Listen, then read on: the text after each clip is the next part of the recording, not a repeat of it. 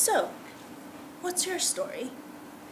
I asked this new student I just met at the rooftop of Highland. How much time do you have? I don't have classes, doesn't matter. Then he proceeded to telling me about a story of the civil war that had broke out in his home country, Lebanon, and how he founded a nonprofit that bridged communication gap between Muslim and Christian youth groups.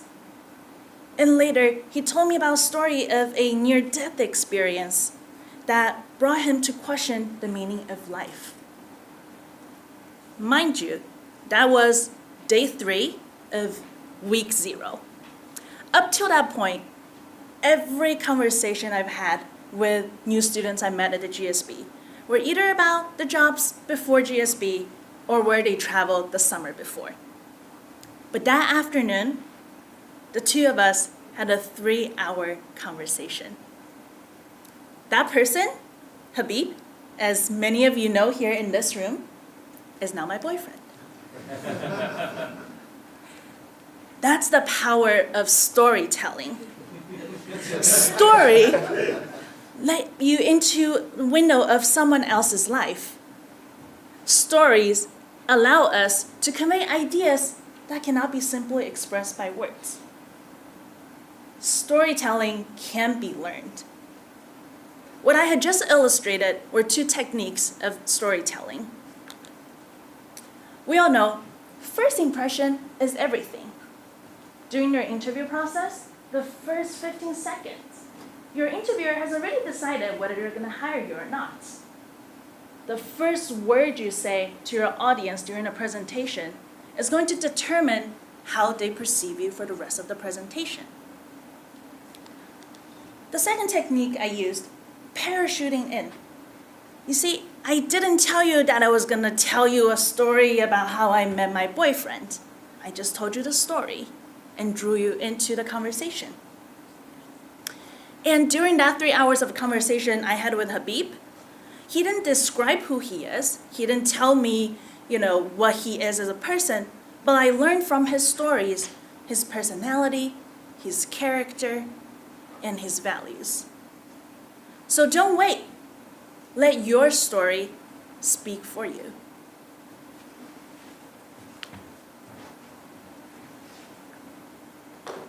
It was 2 in the morning when the doctor came out from the surgery room and said to my sister, "Let's just pray and hope for the best, because it's far worse than what we expected." My sister then burst into tears and wondered whether I will still be alive. A week earlier, I hiked one of the highest mountains in my country. By the time I had to climb down, I vomited and felt a terrible pain in my stomach all night long. The next day, I had to walk very slow because every step that I took, I felt like being stabbed with a very sharp knife right in my stomach. It wasn't a simple climb down because I had to climb for another 8,000 feet before I was finally able to descend from the mountain. That day, I took 12 excruciating hours just to finish a trip that's supposed to be done just within 6 hours. This story is similar to our real life. We expect something, but we couldn't control the situation. However, I want to tell you this. Your outcome depends on how you respond to your situation. So back in the mountain, I wish that I had my pain gone, just like that. But that wasn't the story. So I controlled my response by managing my expectation, telling myself to be more persistent, and keeping my feet to move one step at a time toward my goal.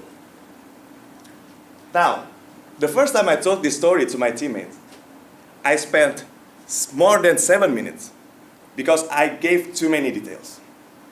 And that will get the audience lost, or even worse, get bored. On the other end of the spectrum, if we gave too few details, then the audience may lack the context to grasp the meaning of our story. Therefore, we have to apply the Goldilocks principle, which is to present just the right amount of details to convey a compelling story.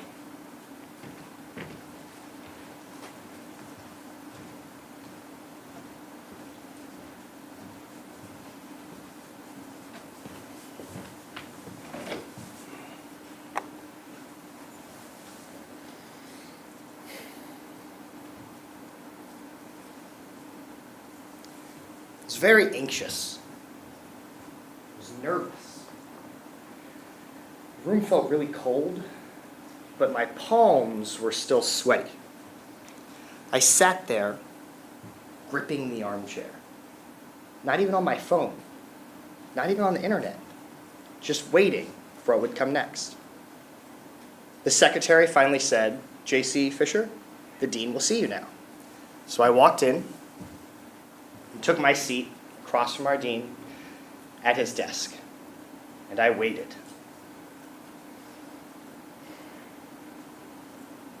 For what felt like an eternity, before finally he spoke. He said, "JC, we'd like you to give our graduation speech this year." I was elated. It was awesome. I had worked so hard for 4 long years to be the one to take my classmates' experience and convey it to our friends, to our family, and to our other classmates who would be there from different schools.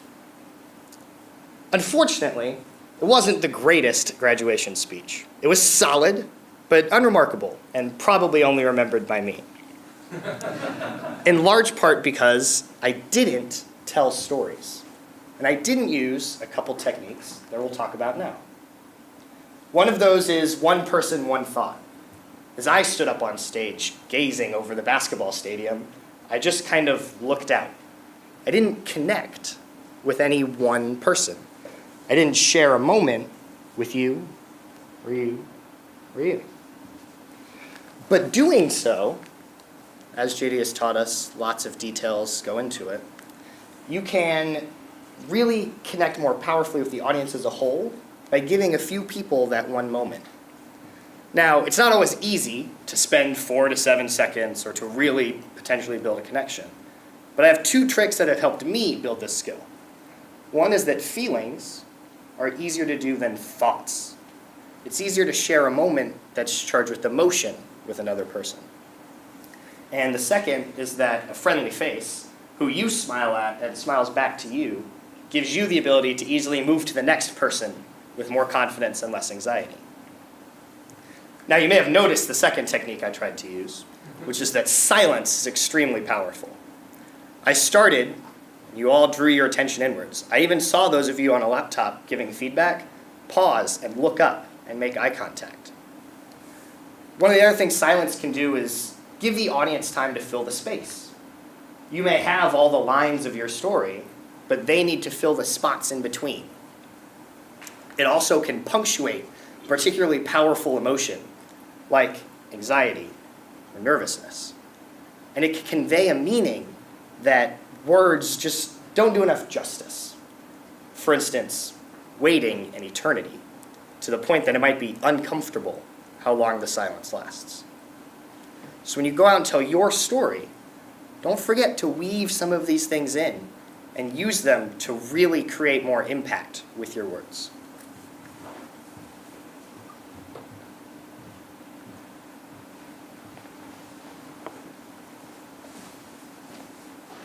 When I decided to apply to business school, I started for the basics. I did some research, and I studied for the tests, the GMAT and the TOEFL. Yes, as an international student, I have to take 2 tests before even thinking about applying to business school. Luckily, I got good scores in my first attempt. That was it. I was getting in. End of the story. The GSB, HBS, and Chicago were going to beg me to come to their programs. But that was far from the truth. I had a lot of work to be done yet. I had to prepare essays, prepare interviews, and convince admission officers that I was a suitable candidate for an MBA. I remember feeling pumped. I really wanted to get over this. I wanted to get done with this job and go to my MBA. But when I sat down to write the first few words of my essay, I hit a wall. A big, thick, and solid wall. I realized that I didn't understand American mindset. I didn't know how to sell myself. I felt that I didn't have the work experience or the extracurricular activities in my resume to convince anybody. So I decided to look for help. I contacted every person that I knew that had survived this process in the last year. I hired an advisor who provided me with examples of book writing. I went to every blog that I could find. And suddenly, that big wall wasn't as thick as I thought. I was going to be able to drill a hole and to get to the other side. In the next month, I was able to write 6 essays and prepare 2 presentations. Luckily, I got interviews invites from every school that I applied to. And a few weeks later, I got acceptance letters from the GSB, from Harvard, and from Chicago. Although nobody begged me to come here, the hole that I was able to drill into this big admission process is one of the biggest accomplishments of my life. Now that I've told you a story, I want you to focus on the wall that I mentioned. What does the wall mean to you? For me, the wall was this feeling of don't know where to start, of being frozen, of being paralyzed. And I'm pretty sure that for you it meant the same.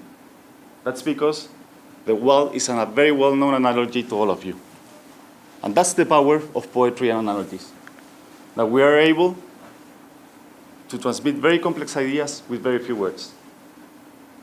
But we have to be careful with one thing, though, when we're using analogies and poetries. We have to know our audience. We have to be sure that they are getting what we're trying to transmit.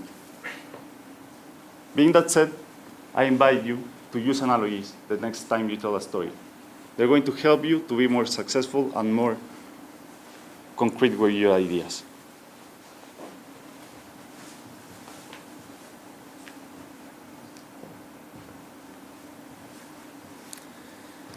They were going to tear down our homes.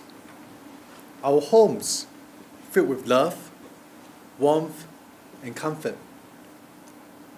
My neighbors and I marched hand in hand to the town hall meeting. We wanted to hear what they had to say. So a senior person on the planning team came by.